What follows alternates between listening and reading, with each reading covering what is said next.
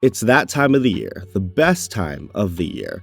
Postseason baseball, nothing better, with the Wild Card Series kicking off this week, starting with the Rays game at home against the Texas Rangers. Going into this series, I don't think it was a hot take at all to say the Rays sweep this series, let alone win it.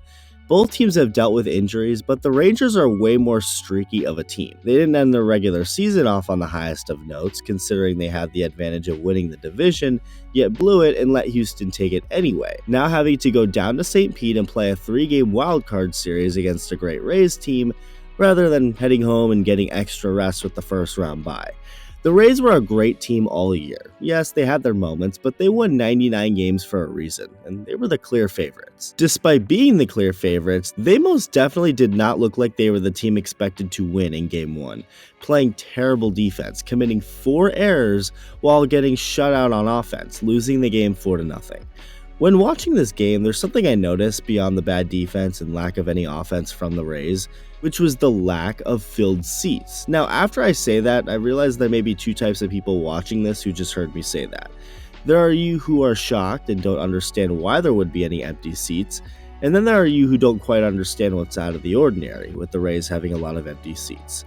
For those who feel that way, yes, the Rays never typically sell out, but when it comes to the playoffs, that doesn't and shouldn't ever matter. To put a little more context into what I'm talking about, the Rays had 19,000 fans at Game 1 of their wildcard playoff series against the Rangers. 19,000, and Tropicana Field has over 42,000 seats. To see the last time a playoff game drew this little fans, you gotta go back over a century ago to 1919, Game 7 of the World Series between the White Sox and Reds, back when the World Series was a best-of-9 series, and it also happened to be the series that ended up being behind an infamous betting scandal that got 8 White Sox players banned from baseball for life, the Black Sox scandal. The Rays averaged over 17,000 fans per game this season, with 31 of their home games having larger crowds than the 19,000 that showed up to Game 1 of the playoffs.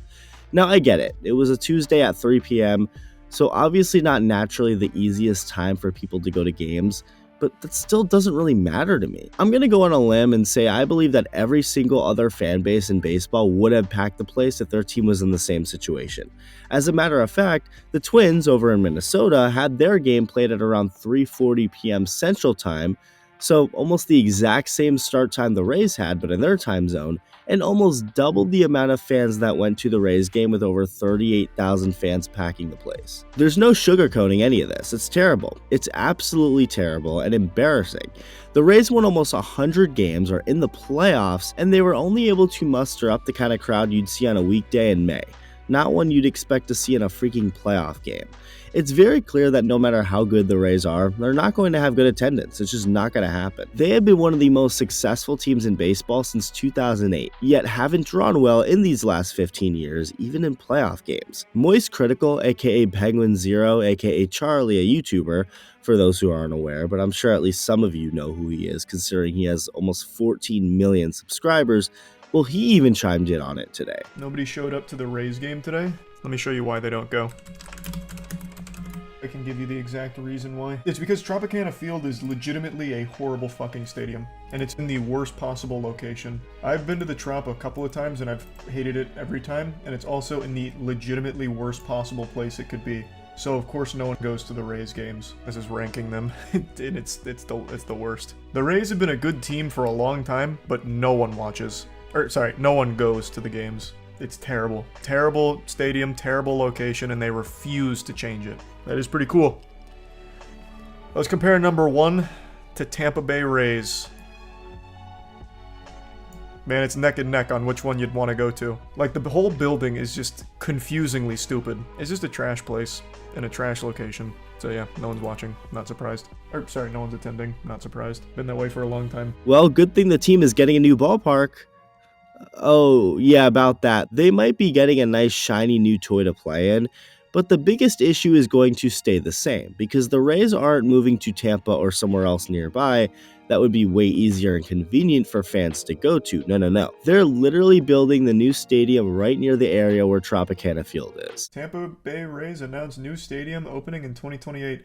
I bet they're keeping it in St. Pete, so it's still going to be wildly inconvenient to go to a Rays game. I just have a feeling. Let's see.